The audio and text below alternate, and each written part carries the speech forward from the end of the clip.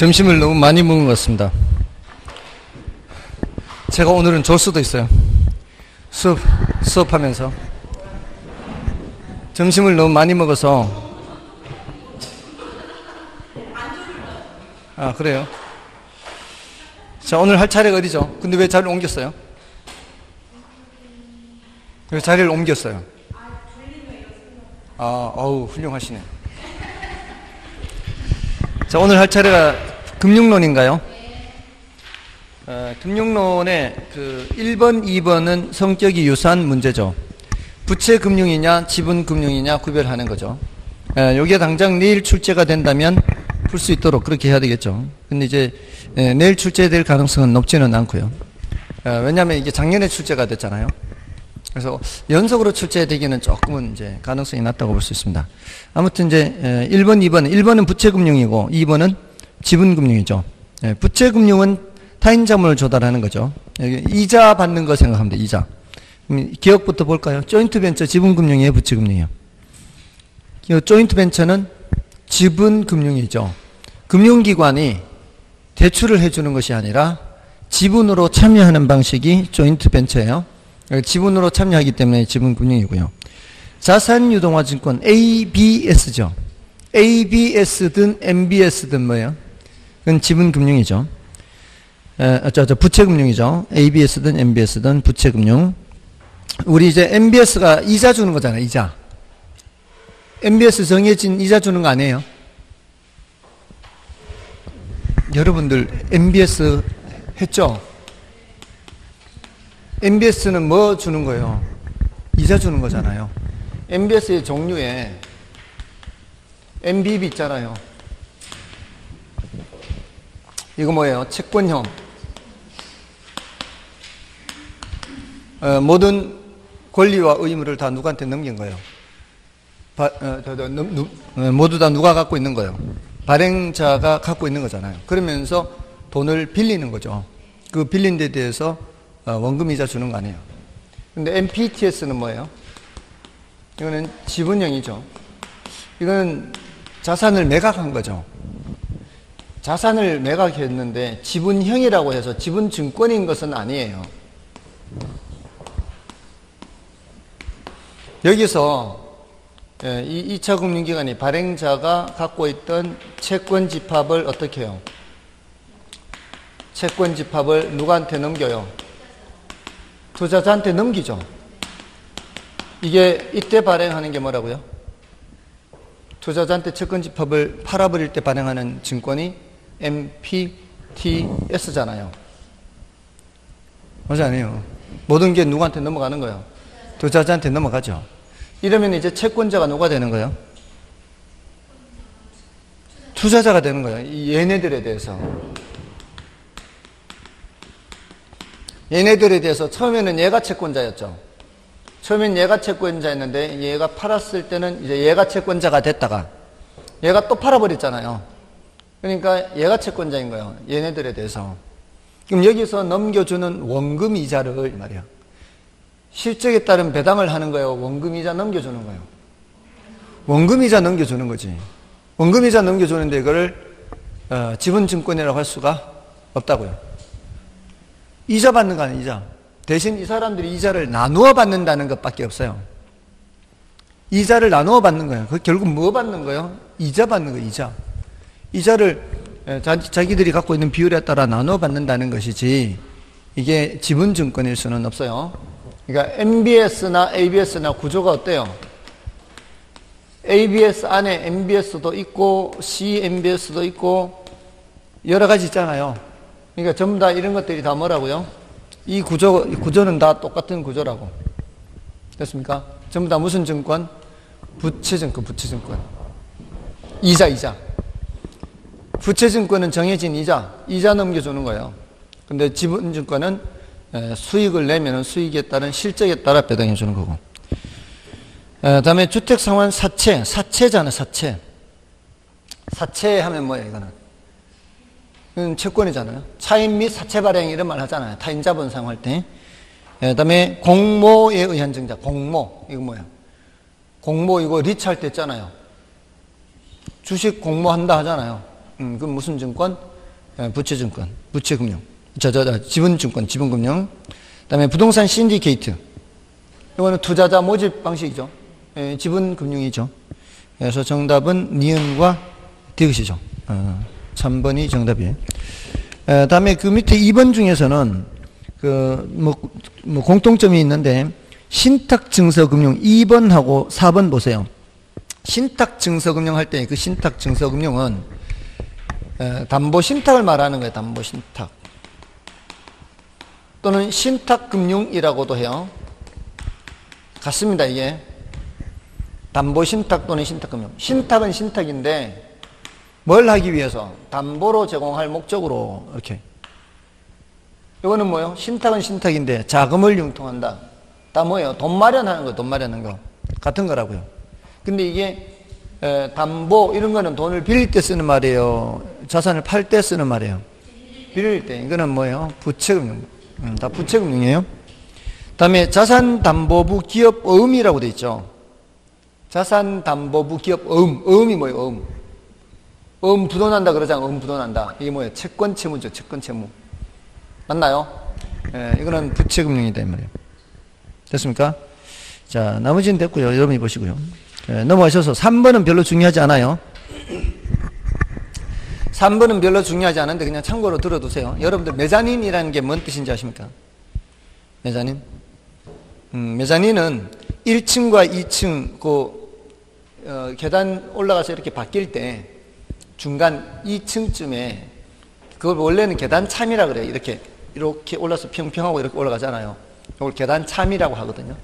잠시 쉬었다가는 계단 참이라 하는데 이걸 좀 넓게 해가지고 거기에 소파도 갖다 놓고 뭐 이렇게 쉴 수도 있고 이런 데를 메자닌이라 그래요. 이탈리아로. 그러니까 그 메자닌은 1층도 아니고 2층도 아닌 그런 공간을 말하거든요. 공간 자체가. 근데 이게 그 금융에서 부채금융도 아니고 지분금융도 아닌 섞여 있는 거. 그 성격을 메자닌 금융 그래요. 근데 이제 이런 것들은 이제 경제에 관심이 있는 분들이나 좀 알고 하는 건데, 신주 인수권부 사채 이런 말이 있어요. 얘는 일단은 사채예요, 사채. 사채니까 무슨 금융이에요? 이거는 채권, 부채금융이죠. 사채니까. 근데 여기 뭐란 말이 붙어 있어요? 신주를 인수할 수 있는 권리가 부여되어 있는. 신주, 새로 주식을 발행할 때. 새로 주식을 발행할 때. 그 주식을 인수할 수 있는 권리가 부여되어 있는 사채, 채권이에요. 그러니까 경우에 따라 요거 가지고 뭐를 인수할 수 있어요? 주식을 인수할 수 있어요. 그 권리를 가지고. 그럼 주식을 인수하면은 뭐를 내놔야 돼요? 돈을 내놔야 주식을 인수할 거 아니에요. 그러니까 채권은 채권인데 뭐가 섞여 있어요? 지분금융이 섞여 있는 거죠. 주로 언제 이렇게 하는가 하면은 지금 채권의 조건이 별로 안 좋아요. 그러니까 돈을 빌려주는 사람 입장에서 싼 이자로 빌려줘. 저쪽에서는 비싼 이자로 돈을 못 빌리는 거예요. 그러면 싼 이자로 빌려주면은 대신 뭔가를 요구를 할 거 아니에요. 그죠? 그 요구가 바로 뭔가 하면은 나중에 주식 발행할 때 얼마의 주식을 매수할 수 있는 권리를 주는 거예요. 돈을 싸게 빌려주는 대신에 나중에 주식을 싸게 살 수 있게끔 하는 거예요. 그러면은 그 주식을 발행하는 입장에서는 나중에 주식을 싸게 팔지라도 일단 지금 돈을 싸게 빌릴 수 있잖아요. 그런 장점이 있기 때문에 이런 신주 인수권부 사채를 발행하기도 해요. 서로 간의 이해관계가 맞아따라 떨어지는 거예요. 빌리는 입장에서는 일단 싸게 돈을 빌릴 수가 있고, 대신 나중에 주식은 좀 싸게 팔아야 되겠죠. 그럼 이제 빌려주는 입장에서는 지금 싸게 빌려줘도 나중에 싼 값으로 주식을 매수함으로써 그 시세 차익을 얻으면은 어느 정도 보상이 되는 거죠. 그러니까 이쪽 저쪽 성격이 섞여 있는 거예요. 그런 것들이 이제 메자닌 금융에 해당하는 거예요. 이거 말고 이런 거 들어보셨어요? 전환사채? 전환사채 들어보셨어요? 안 들어보셨어요? 이거는 사채잖아요, 이것도. 사채인데 나중에 이걸 주식으로 바꿀 수 있어요. 사채인데 돈을 빌려준 사람이 됐다가 아예 주주로 참여하는 거죠. 야, 그 내 돈 된 거, 내 빌려준 거, 내 투자한 것으로 할게. 이렇게 바꿔버린 거예요. 이해되세요? 충분히 가능하죠? 돈을 빌려줘가지고 이렇게 하다가 괜찮을 것 같으면 어떻게 해? 아예, 야, 그 내 지분으로 참여할게, 그만큼. 대신 싼 값으로 주식을 사는 거죠. 그렇게 하는 게, 이것도 이제 메자닌 금융에 해당하는 메자닌. 참고로 알고 계시면 되겠습니다. 사실은 이런, 경제 활동을 하는 사람들은 이런 것들은 아주 기본적인 것이라고 보시면 돼요. 자, 됐고요. 자, 4번부터 10번까지가 중요하죠, 이제. 4번에서부터 10번까지는 원리금균등, 원금균등, 최정식 상환이에요. 대체로 내용이 거기에요. 그래서 이걸, 제가 다 푸는 게 아니고 여러분도 몇 개 풀어보고 하겠습니다.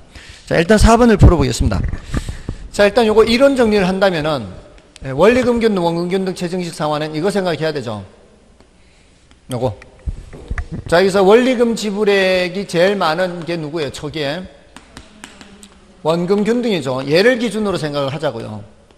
그 다음에 원리금균등, 최정식이죠. 원리금 지불액이 초기에 제일 많은 원금균등을 기준으로 해서 정리를 해 두시면 이게 질문하는 게 딱 정해져 있거든요. 원리금 지불액이 누가 제일 많냐? 이자는 어떻게 되느냐? 원금 상환은 어떻게 되지? 그 다음에 잔금은 어떻게 되니? 이 네 가지 항목 외에는 질문할 게 별로 없어요. 원리금 지불액이 초기에 제일 많은 게 누구예요? 원금균등이죠. 첫 회 이자는 어때요? 첫 회 이자는 전부 다 같아요. 첫 회는 어차피 똑같은 돈 빌려가지고 1년 지난 거 아니에요. 첫 회 이자는 똑같은데 누가 제일 많이 갖다 줘요? 원금균등이 제일 많이 갖다 주잖아요. 발생한 이자는 똑같은데 원리금 균등으로 빌렸던, 원금 균등으로 빌렸던, 최정식으로 빌렸던, 어차피 1억 빌려서 1년을 쓰면은 이놈도 왜 그건 꼭 놈자만 붙이는지 모르겠네. 저놈도 이놈도 다 똑같은 이자 아니에요. 똑같은 이자인데 가져가는 게 누가 제일 많으니까 원금 균등이 가져가는 원리금이 제일 많으니까 원금 상환이 어떻게 제일 많잖아요. 그러니까 잔금이 제일 적잖아요, 처음에. 이런 식이라니까요, 이런 식. 최정식은 처음에 이자는 똑같이 발생하는데 가져가는 돈이 이자에도 미치지 못하잖아요. 그러니까 원금 상환이 마이너스 상환 아니에요. 그러니까 빚이 더 늘어지잖아요. 이거 외에는 질문할 게 별로 없다는 거죠.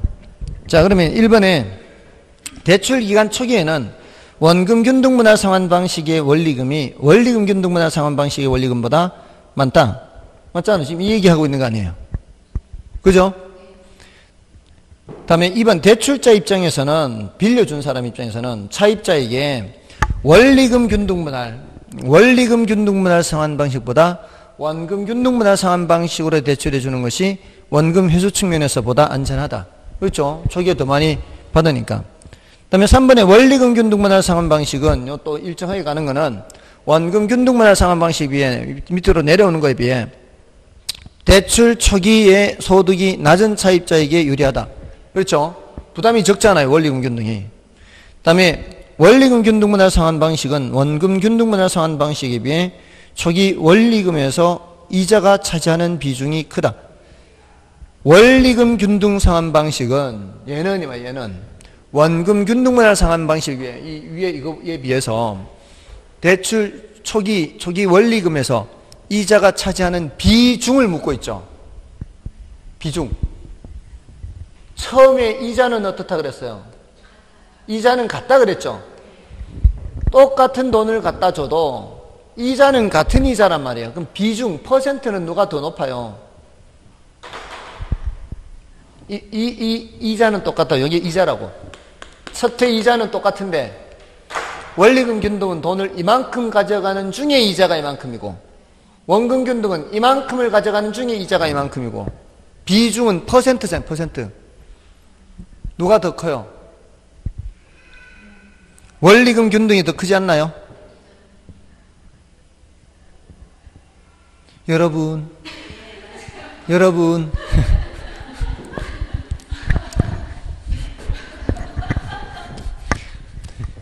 이게 원리금 균등은 처음에 대부분이 뭐라 그래? 처음에 대부분이 이자. 이게 대부분이 이자 이 소리가 이자가 차지하는 비중이 크다 이 말이잖아요. 얘는 이만큼 갖다 주잖아. 이만큼 갖다 주는데 요만큼이 이자라고. 제가 전혀 졸리지 않을 것 같아 이제. 졸릴 수가 없을 것 같아. 졸지 않게 해줘서 고맙습니다. 이만큼 중에 이만큼이 이자인 거 하고 비중 퍼센트 이만큼에서 이만큼 하고 뭔 뜻인지 아시겠죠? 비중은 원리금 균등이 훨씬 크죠. 퍼센트를 묻는 거는. 됐나요? 자, 그래서 4번 맞는 말이에요. 다음에 5번에 중도 상환시 차입자가 상환해야 하는 저당 잔금이에요. 중도 상환시 잔금은 누가 더 적어요? 원금 균등이 더 적죠. 근데 여기 원리금 균등 분할 상환 방식이 원금 균등 분할 상환 방식보다 적다고 했으니까 틀렸죠. 됐나요? 이거 결코 어려운 거 아니죠. 여기는 어려운 거 아니에요. 순간적으로 착각하면 틀리는데 다만 방금 요 지문 그게 가장 어려웠던 지문이에요. 지금까지 원리금 균등, 원금 균등, 재정식 중에서 그 지문이 제일 많이 틀려 사람들이. 초기에 이자가 차지하는 비중이 요 둘 중에는 누가 더 높다? 원리금 균등이 비중이 더 높다고 이게. 거의 목까지 찾잖아요. 목까지. 이걸 전체 높이 키로 봤을 때 여기 원금 균등 여기서 여기까지니까. 됐나요? 맞아 안 해요? 이 중에서 이자가 이만큼인 거 하고 저 위에 있는데 이만큼인 거 하고 다르잖아요. 비중이. 별짓을 다 하고 있어 지금. 아무튼 그렇고요. 5번 6번 다 거의 비슷비슷해요. 내려보시면 7번 8번 보겠습니다. 7번 8번 7번에 저당 상환 방법에 관한 설명 중 옳은 것을 모두 고른 것은 단 대출 금액과 기타 대출 조건이 같아요. 원금 균등 상환 방식의 경우 자 이거 내려오는 거잖아요. 이거 매 기간에 상환하는 원리금 상환액과 대출 잔액이 점차적으로 감소한다. 맞죠? 이 원리금 상환액 점차 감소하고 잔금도 점차 감소하잖아요. 이렇게 직선으로. 맞나요? 이렇게. 다음에 니은 원리금 균등 상환 방식의 경우 매 기간에 상환하는 원금 상환액이 점차적으로 감소한다. 원금 상환액은 점차적으로 증가하지 않나요? 지금 요 안에서 다시 놓고 보는 거 아니에요. 원금 상환액은 점차 증가하고 이자 지금 점차 이거죠 이거. 이거 얘기하는 거예요. 그래서 늘 그리는 그게 이거잖아요. 이 원리금 균등 원금 균등 할 때마다 이 그림 그리잖아요. 이거 여기에 다 있는 거예요. 이 내용 안에서 나오는 거를 만약에 틀린다면 이거는 다른 데서 회복할 수가 없잖아요. 다음에 이것은 점증상환 방식의 경우 미래소득이 증가될 것으로 예상되는 차입자에게 적합하다. 맞죠? 이거는 맞는 말이에요. 그러면은 기억 맞고 디귿 맞으면 정답이 나왔나요? 2번 나왔죠? 오늘 리얼은 볼까요? 대출기간 만기까지 대출기관의 총 이자 수입 크기는 은행이 제일 이자 많이 버는 게 뭐예요? 최정식이 은행이 이자 제일 많이 버는 거죠. 그 다음은 거꾸로 올라가면 되죠. 이렇게. 자, 그럼 됐고요. 그래서 틀렸고요. 다음에 8번 문제는 여러분들 뒷차이 기억나십니까? 대출 실행 시점에 총부채 상환 비율이 가장 높고 대출 실행 후 10년이 되는 시점에 대출 비율이 가장 낮은 상환 방식은 자, 이 문제는요. 둘 중에 하나만 알면 된다는 뜻이에요. 둘 중에 하나. 어떤 게 더 쉬워요? 대출 실행 시점에 총부채 상환 비율이 가장 높은 것을 찾는 게 쉬워요. 대출 실행 후 10년이 되는 시점에 대출 비율이 가장 낮은 상환 방식을 찾는 게 쉬워요. 이 앞에 게 더 쉬워요? 그러면은 안 되는데.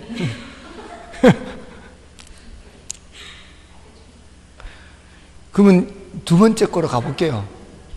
두 번째로 가볼게요. 대출 실행 후 10년이 되는 시점에 대출 비율이 뭐라고 돼 있어요? 그게 영어로 loan to value 돼 있잖아요. loan to value. 이게 뭘 뜻하는 거예요? LTV.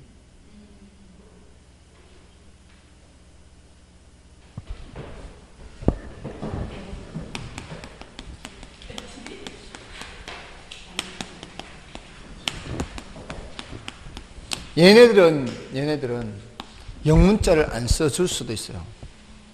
얘네들은 영문자를 안 써줄 수도 있어요. 워낙 자주 사용하는 용어라서. 근데 대출 비율, 차입 비율, 융자 비율, 담보 인정 비율, 얘네들은 전부 다 LTV. loan to value라고, loan to value. 이렇게 쓰니까 또 안 보이죠?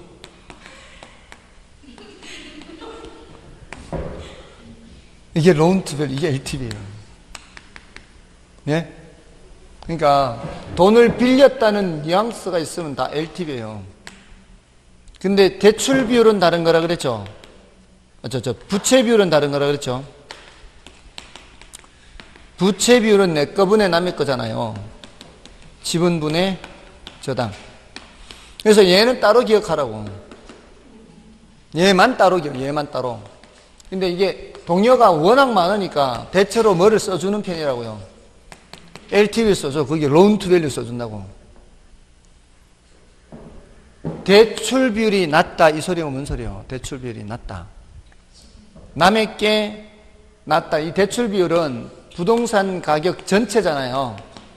거기에서 대부액이 차지하는 비율 아니에요? 전체 가격에서 대부액이 차지하는 비율 이거잖아요. 그러면은 이게 처음 대출 받았을 때와 6개월 지날 때마다 이게 점점 빚을 갚아 나가면 이게 점점 어떻게 돼요? 줄어들 거 아니에요. 근데 그게 원리금 균등이든 원금 균등이든 빚을 갚아 나가면 체증식만 초기에 늘어날 뿐이지 일단 빚을 갚아 나가면 조금씩 줄어들 거 아니에요. 그게 중간쯤 언제 쟀을 때 그게 가장 낮다는 것은 빚을 가장 많이 갚았다는 뜻이란 말이에요. 그 얘기를 달리 질문한 거라고요. 얘네들 중에서 한 번이라도 납입을 했을 때 잔금이 제일 적은 게 누구예요? 원금. 이러면은 대답하잖아요. 근데 대출 비율이 가장 낮은 상환 방식, 이게 같은 얘기라 이 말이에요. 됐나요? 대출 비율이 가장 낮다. 이게 뭐예요? 잔금이 제일 적은 것 찾는 거예요. 그러니까 이런 걸 잘 기억하시라고. 이게 결국은 그게 내가 그 내용을 모르는 게 아니잖아요. 내용을 아는데 그 표현을 어떻게 하느냐에 따라 다른 거 아니에요. 자, 그러면 DTI가 뭐예요? DTI는 연소득에서 이 사람이 연간 원리금 지불액, 이 사람이 사용하는 원리금 지불액의 비중이잖아요. 맞나요? 물론 여기 이제 기타 부채에 대한 이자, 뭐 이렇게 이제 이론적으로 할 때는 기타 부채 이자 이거까지 더 해요. 이거 원래는. 이게 있어요. 원래는. 근데 이제 대체로 잘 얘기 안 하고 이제 요건 똑같다는 조건 하에 얘를 이제 가지고 얘기하면 된단 말이에요. 연간 원리금 지불액. 연소득은 똑같은 사람이라 해야 되죠. 같은 사람에 대해서 이게 원리금 균등으로 대출받았느냐, 원금 균등으로 대출받았느냐, 최승식으로 받았느냐 이 말이잖아요. 그럼 원리금 지불액이 이거 아니에요. 연간 원리금 지불액이 제일 많은 게 누구예요? 원금 균등. 또 이거예요, 또 이거. 그러니까 같은 내용을 다른 용어를 사용해서 질문했을 뿐이라고요. 초기 대출 실행 시점이니까 여기 아니에요, 여기. 실행 시점에서 원리금 지불액이 제일 높은 게 DTI도 제일 높게 되는 거죠.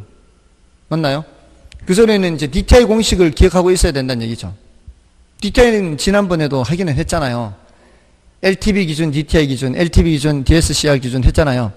근데 한 번 했다고 아는 것은 아니기 때문에 제가 그렇게 화가 나거나 하지도 않아요.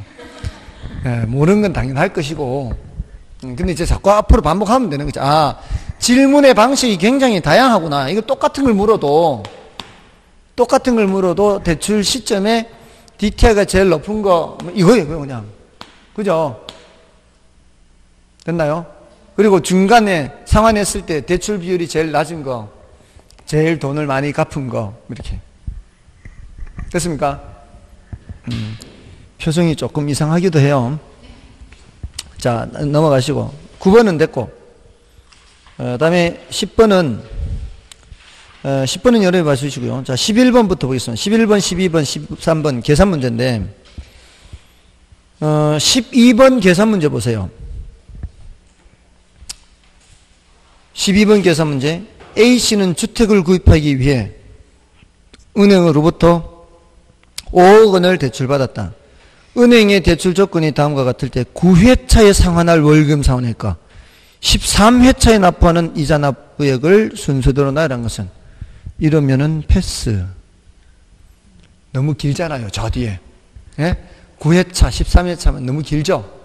그럼 어떻게 한다? 패스. 그거 가르쳐 드리려고. 풀라고 한 게 아니고. 풀라고 한 게 아니고, 이렇게 길면은 시간이 오버될 가능성이 있다, 이 말이에요. 다음 13번. A씨는 8억 원의 아파트를 구입하기 위해 은행으로부터 4억 원을 대출받았다. 은행의 대출 조건이 다음과 같을 때 A씨가 2회차 상환할 원금과 3회차 납부할 이자의 순서대로 하잖아요. 이럴 땐 빨리 밑에 봐서 원리금 균등인지 원금 균등인지 봐요.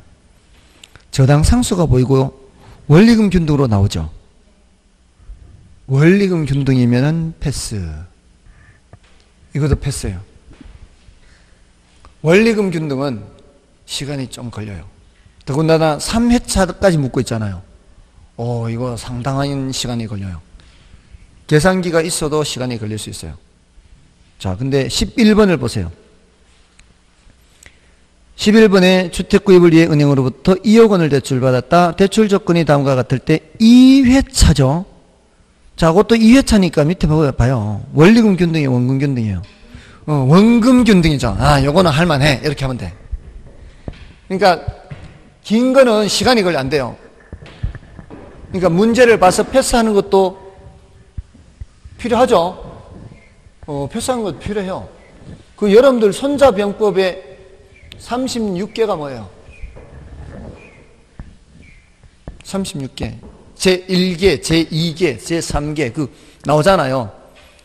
그 중에 뭐 지피지기면은 100점 불태다 이런 것도 있고, 적을 알고 나를 알면 100번을 쌓아도 위태로워지지 않는다 이런 것도 있고, 이게 1개, 2개, 3개에서 맨 마지막 36개거든요. 36개가 뭐예요? 주랭랑이지. 36개가 주랭랑이에요. 아니, 문제를 다 푸는 게 아니라 봐서 내가 안 됐다 싶으면 도망치는 거지. 뭔 뜻인지 아시겠죠? 자, 근데 2회차잖아요. 2회차. 2회차고 뭐예요? 원금 균등이 원금 균등. 이거는 할만하다 이 말이에요. 그러니까 나중에 이제 1회차에 해당하는 것도 할 거예요. 원금 균등 할 텐데, 원리금 균등도 할 텐데, 원금 균등 상환은 제일 먼저 계산해야 되는 게 원금 균등액이에요. 그 다음 두 번째가 이자 계산이에요. 이 매뉴얼을 기억해야 된다 이 말이에요. 세 번째가 원금과 이자의 합계액이에요. 1번과 2번을 더하는 거죠. 마지막 계산이 잔금이에요. 자, 순서가 이렇습니다. 자, 보세요. 1번, 2번, 3번이 원금 균등과 원리금 균등이 순서가 이게 뒤집혀 있으면 원리금 균등이에요. 잔금은 마지막으로 계산한 건 똑같고요. 그러니까 원리금 균등은 먼저 뭘 계산한다고요? 원금 이자를 먼저 계산해요. 원리금 균등은. 원금 균등은 뭐를 먼저 계산한다? 원금 균등액. 자, 이거는 대부액 나누기 납입 횟수예요.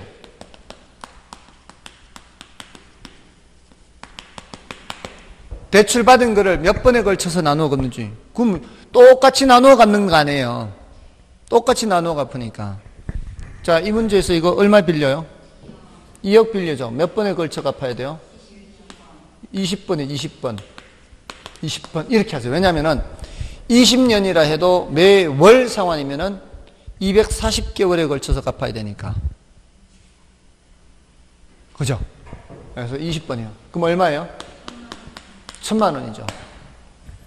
자, 이 계산한 이 1,000만 원은 첫 번째 연도도 1,000만 원, 두 번째 연도도 1,000만 원, 몇 년까지? 20년 동안 1,000만 원. 이걸 계산해 놓은 거예요, 이거. 천. 그 다음에 뭐 계산한다고요? 이자인데, 첫 회 이자는 어떻습니까? 첫 회 이자는. 대출받은 전체 대부 원금이죠, 원금. 첫 이자는. 거기에다가 매년 상환이잖아요. 그럼 연이자를 해야죠, 연이자요. 그럼 얼마예요? 대부액이 2억이잖아요. 2억에 이자율이 몇 프로예요? 5%, 0.05. 2억에 0.05. 1,000만 원이죠. 됐어요. 자, 원금 상환액 1,000만 원과 이자 1,000만 원. 1,000만 원. 세 번째는 얼마예요? 두 개를 더하는 거니까 2,000만 원을 은행에 갖다 줘야 되죠. 두 개 합쳐서. 그러면 은행에 2,000만 원 갖다 주면 은행에서는 당신 이자 1,000만 원인데 1,000만 원 더 가져왔으니까 1,000만 원 까드리겠습니다. 잔금 얼마예요? 1억 9천이죠. 그럼 두 번째는 원금 상환액 균등액 1,000만 원과 이제 이자를 얼마 갖다 주면 돼요? 1억 9천에 대한 5% 갖다 주면 되잖아요. 첫 해는 2억에 대한 이자였죠. 그래서 1,000만 원 아니에요. 두 번째는 이제 1억 9천에 대한 이자니까 1,000만 원보다는 작아지겠죠. 얼마나 작아질까요? 내가 950. 왜 950이 될까요? 1억 9천에 5%. 요렇게 계산해도 되고, 이렇게 해도 되고. 첫 번째 연도는 2억 전체에 대한 이자잖아요. 예? 근데 두 번째는 1,000만 원을 갚았잖아요. 1,000만 원 갚은 것만큼은 이자를 덜 낼 거다. 이렇게 생각해도 돼요. 1,000만 원의 5%는 얼마예요? 50만 원이잖아요. 그 50만 원 이자를 덜 갖다 줘도 된다고. 1,000만 원 갚은 만큼 이자를 덜 갖다 줘도 된다고. 생각을 그렇게 두 가지 방법으로 할 수 있어요. 이쪽 저쪽을 다 하는 게 좋아요. 계산이라는 거는. 원리가 그렇잖아요. 첫 해는 2억에 대한 이자를 1,000만 원 갖다 줘야 되지만 1,000만 원을 갚았으니까 그 갚은 1,000만 원에 대한 이자만큼은 덜 갖다 줘도 된다고. 됐나요? 좀 이해되시죠? 그러면 두 번째 이거 계산할 필요 없다고요. 이거 얼마에 이렇게 곱할 필요가 없다고. 왜? 또 1,000만 원 갚았으니까. 또 1,000만 원 갚은 데 대한 이자를 덜 갖다 줘도 되니까. 그 다음은 얼마가 되는 거예요? 900이 되는 거지. 계속 1,000만 원 갖다 줄 때만큼 그 갚은 만큼 이자는 덜 갖다 줘도 되니까. 뭔 뜻인지 아시겠죠? 그러면은 패턴을 알 수가 있죠. 패턴을 알 수가 있기 때문에 이 패턴이 익숙해지면은 9회차, 13회차도 풀 수는 있어요. 단 여기 패턴이 익숙해져야 된다고. 이게 안 되는 상황에서 바로 9회차, 13회차는 못 풀어요. 그래서 9회차, 13회차는 일단 패스하라고 한 거예요. 아시겠죠? 이 패턴에 익숙해진다면은 나중에 하세요. 그러니까 이게 1950이에요. 그래서 여기는 정답이 1950인데, 그러니까 11번이 익숙해지면 그 다음에 뭘 하라고요? 12번을 하시라고요. 11번이 익숙해지기 전까지는 12번을 하지 마시고 13번은 일단 패스하시고요. 자, 다음에 14번은 여러분이 봐주시고요. 자, 이제 15번을 보겠습니다. 주택담보대출에 관한 설명으로 옳은 것은 다만 다른 조건은 동일하고 단기금리가 장기금리보다 낮으면 금리 변동 위험이 상환 불이행 위험보다 크다고 가정한다. 자, 요거는 출제 오류를 피하기 위한 지문이다 라고 보시면 돼요. 내용이.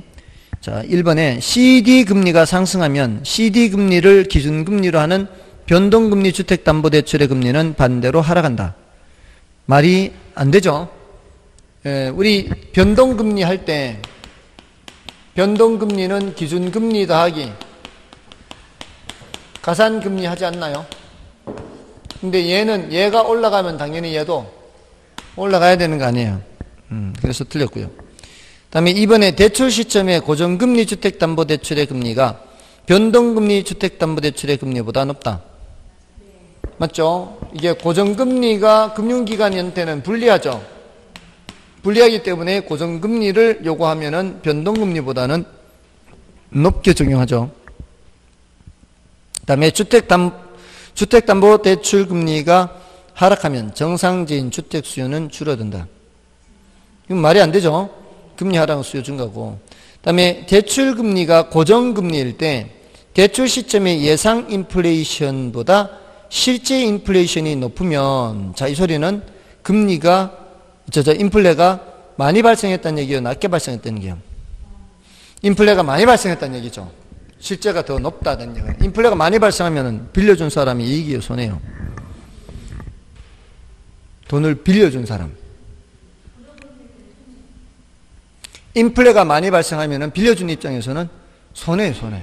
왜냐하면 화폐 가치가 떨어져 있기 때문에 나중에 돌려받을 때는 화폐 가치가 낮은 상태로 돌려받으면 그건 손해가 되는 거죠. 그래서 틀렸고요.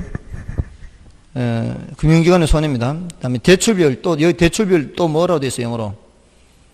loan to value, LTV죠. 자, 대출비율이 높아질수록 주택담보대출 금리는 높아지죠. 돈을 많이 빌려줄수록 금융기관 입장에서는 위험도가 높아져요, 낮아져요? 위험도가 높아지죠. 위험도가 높아질수록 대출 금리는 높아지는 거죠. 맞나요? 위험이 높을수록 금리는 올라가는 겁니다. 자, 됐고요. 그 16번은 이제 여러분이 보시는데, 다만 그 CMO, MBB, MPT에서 여기 나와 있는데, 이거는 지금 정답 지문이 여기 이제 고정금리 변동금리 쪽이라서 이쪽으로 분류했고요. 요거는 이제 뒤에 저당 유동화를 보고 다시 보면 되니까. 일단 16번은 여러분 보시고 17번을 보십시오.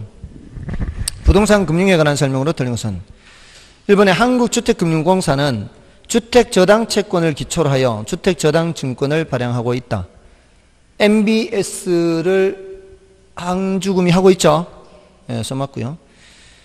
다음에 시장이자율이 대출 약정이자율보다 높아지면 차입자는 기존 대출금을 조기 상환하는 것이 유리하다.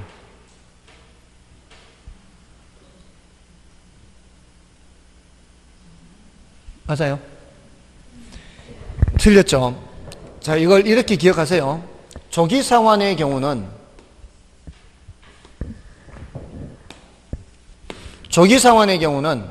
이때는 의미가 없어요. 변동금리에서는 의미가 없다고요, 조기 상환이. 왜냐하면은 어차피 일정한 금리로 이렇게 오르락내리락 하잖아요.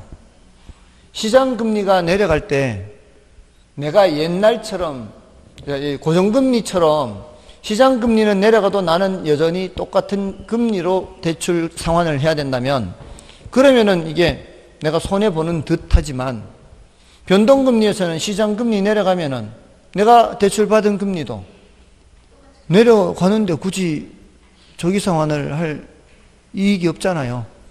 이때는 내가 이렇게 대출받아서 계속 갚아나가고 있는데 시장금리가 내려가면은 새로 대출받는 거는 요거보다는 낮게 대출받을 수 있단 말이에요. 그러면은 기존의 대출을 조기 상환에 유리하죠. 그래서 조기 상환은 언제만 유리한 거예요? 고정금리일 때, 그러면서 시장금리가 어떠할 때? 내려갈 때, 이렇게. 그래서 늘 이렇게 그렸잖아요. 금리가 상승 시에는 수익성이 악화되고, 금리가 내려갈 때는 조기 상환임이 있다. 조기 상환임은 이때만 얘기하죠. 이때는 조기 상환 이런 얘기 안 하잖아요. 됐나요? 그래서 조기 상환의 경우는 시장 이자율이 낮아질 때입니다. 낮아질 때 유리할 수 있어요. 그래서 틀렸고, 다음에 자금 조달 방법 중 부동산 신디케이트는 지분금융. 자, 신디케이트는 투자자 모집 방식이죠. 그래서 지분금융이고요. 다음에 부동산 금융은 부동산을 운용 대상으로 하여 필요한 자금을 조달하는 일련의 과정이라 할 수 있다. 그렇다 볼 수 있죠. 그리고 프로젝트 금융은 비소구 또는 제한적 소구 금융의 특징을 가지고 있다. 그렇고요. 자, 이제 저당 유동화, 지금 대리라고 되어 있는데 잘못되어 있죠. 저당 유동화요. 이건 편집하다가 이런 실수를 하게 된 거죠. 민법도 편집해야 되고, 결혼도 편집해야 되고, 편집하는 사람 입장에서는 여기저기 돼야 되고, 설마 제가 대리라고 했겠어요? 다음에 18번에 이제 저당 유동화 이제 넘어가는데요. 18번은 여러분이 좀 봐주시고요. 19번을 좀 보겠습니다. 19번에 부동산 시장 및 부동산 금융에 관한 설명으로 틀린 것은 1번 부동산 시장은 부동산 권리의 교환, 가격 결정, 경쟁적 이용에 따른 공간 배분 등의 역할을 수행한다. 시장에서 이런 거 이루어지죠. 교환이 이루어지고요. 자원 배분, 공간 배분이죠. 이루어진다고 볼 수 있죠. 그 다음에 주택시장이 침체하여 주택거래가 부진하면 수요자 금융을 확대하여 주택 수요를 증가시킴으로써 주택경제를 활성화시킬 수 있다. 이게 역대 정부가 이렇게 해왔어요. 역대 정부가 왜 주택경기가 시장이 침체되면 어떻게 해요? 대출 조건을 완화시켜주죠. 대출 쉽게 받을 수 있게 해주잖아요. 그 다음에 3번에 다른 대출 조건이 동일한 경우 통상적으로 고정금리 주택저당대출의 금리는 변동금리 주택저당대출의 금리보다 높다. 앞에서 했죠? 고정금리가 변동금리보다 높다는 거. 그 다음에 주택저당대출의 기준은 담보인정비율과 LTV와 차주상환능력 DTI 변경되면 주택수요가 변화될 수 있다. 가능하죠. 그 다음에 주택금융시장은 금융기관이 수취한 예금 등으로 주택담보대출을 제공하는 주택자금 공급시장, 투자자로부터 자금을 조달하여 주택자금 대출기관에 공급해주는 주택자금 대출시장, 신용보강이 일어나는 신용보증시장 및 기타 간접투자시장으로 구분할 수 있다. 말이 너무 길죠? 말이 너무 길어서 좀 야비하게 이제 문장을 만든 거예요. 사람들이 문장이 길면은 저 뒤에 읽을 때 앞에 거 다 까먹거든요. 근데 좀 야비하게 바꿔놨어요. 제가 이거 수업할 때마다 저당 유동화 이거 아까 그렸다가 지워버렸네. 이 저당 유동화 구조를 그릴 때마다 1차 시장, 2차 시장 이렇게 안 했나요? 이렇게 했죠? 여기는 유동화되는 시장. 유동화된다는 얘기는 자금이 이쪽으로 넘어간다는 얘기 아니에요? 여기가 자금 공급시장. 이쪽은 자금 이렇게 하지 않았나요? 안 했나 봐요. 자금 공급시장, 공급된 자금이 대출되는 시장. 이쪽에서는 자금이 공급되는 시장. 했죠? 지금 거기에 요걸 위치를 바꿔놨다고. 금융기관이 수취한 예금 등으로 주택담보대출을 제공하는 거는 무슨 시장? 1차 시장이에요. 1차 시장. 근데 뭐라고 돼 있어요? 자금 공급시장이라고 돼 있잖아요. 1차 시장에. 있잖아요. 우리 시험이 그렇게 난이도가 높지 않거든요. 우리 수준이 그렇게 높지 않아요. 이렇게 요거 자리 바꿔놓은 거 아니에요 지금. 다만 문장을 길게 써놓고 자리를 바꿔놨다고. 됐습니까? 주택담보대출을 제공하는 거는 무슨 시장? 자금 대출시장이에요. 대출시장. 그럼 그 뒤에 밑에 줄에 세 번째 줄 있잖아요. 투자자로부터 자금을 조달하여 주택자금 대출기관에 공급해주는 주택자금 대출시장이 아니고 주택자금 공급시장이죠. 그러니까 그 자금 공급시장과 자금 대출시장이 바꿔서 틀린 질문 만든 거 아니에요. 이런 거 틀리면 안 되겠죠 사실은. 그러니까 그게 좀 야비하게 하긴 했죠. 문장을 길게 해가지고 저 뒤에 읽을 때는 앞에 거 까먹게 해가지고 좀 야비하긴 하지만 그래도 이 정도는 맞춰줘야 돼요. 어렵게 출제한 건 아니에요. 다음에 20번은 여러분이 봐주시고 21번 여러분 22번을 보겠습니다. 이제 MBS에 대한 거죠. 저당담보부 증권에 관련된 설명으로 틀린 것은 자 MPTS 나왔네요. MPTS는 이제 투자자한테 다 넘어가잖아요. 지분형 증권이기 때문에 증권 수익은 기초자산인 주택저당 채권 집합물의 현금 흐름에 의존한다. 지분형 증권이죠. MPTS는 여기 있는 채권 집합을 누구한테 팔았어요? 투자자한테 팔았죠. 그럼 이 투자자들이 갖고 있는 이 채권 집합에 대해서 채무를 갖고 있는 사람 누구예요? 여기죠, 여기. MPTS는 이쪽으로 팔아버리기 때문에 지금 아까도 했잖아요. 원래는 이 둘 채권 채무, 그 다음에 이 채권을 팔았으니까 얘가 채무자, 얘가 채권자 됐고, 이제 또 팔았으니까 얘가 채무자, 얘가 채권자 됐다고요. 됐나요? 그러면은 얘네들이 원리금 넘기는 게 누가에게로 넘어오는 거예요? 투자자에게 넘어오는 거죠, 이렇게. 그러니까 중간에 얘네들은 뭐만 해주는 거예요? 패스만 해주면 패스만, 토스만 해주는 거예요. 최소한의 뭐만 떼고, 수수료만 떼고. 근데 얘네들이 매달 똑같은 돈을 일정하게 보낸다는 보장이 없잖아요. 어떤 사람은 중간에 이제 채무 불이행도 하고, 어떤 사람은 조기 상환도 하고, 막 이럴 거 아니에요. 그러면 그 현금 흐름에 의해서 이 수익이 결정된다, 이 말이죠. 안 갚는 애들이 많으면 많아질수록 어떻게 해? 넘어오는 돈이 없지. 안 갚는 애들이 많으면 넘어오는 돈이 없을 거 아니에요. 그럼 얘네들은 넘길 이유가 없잖아요. 그럼 수익률이 안 좋아질 수 있지. 물론 결국엔 어떻게 해요? 얘네들이 제공한 주택을 경매 넘기겠지. 경매 넘겨서 회수가 되면 회수가 되는 대로 다행히 손실은 안 보고, 어떤 때는 아예 회수가 안 될 수도 있고, 그러면 손실을 볼 수도 있고. 그게 바로 이 MPTS란 말이에요. 그래서 1번은 맞는 말이고요. 그 다음에 2번, 아무리 1번이 어렵다 할지라도 2번에 MBB 투자자는, MBB의 경우에는 모든 그걸 다 누가 갖고 있어요? 발행자가 갖고 있잖아요. 근데 투자자는 최초의 주택저당 채권 집합물에 대한 소유권을 갖는다라고 돼 있죠. 틀렸죠? 이거는 MPTS잖아요. 투자자가 갖는 것은. 그래서 2번 틀렸고. 그 다음에 CMO의 발행자는 주택저당 채권 집합물을 가지고 일정한 가공을 통해 위험수익 구조가 다양한 트렌치의 증권을 발행한다. 맞죠? CMO는 다계층 채권에서 맞는 말이죠. 그 다음에 MTTB에 MPTB. MPTB는 T도 있고 B도 있잖아요. MPTS와 MBB를 혼합한 특성을 지닌다. 맞죠? 그 다음에 CMBS는 상업용 부동산 모기지를 기초로 하는 거죠.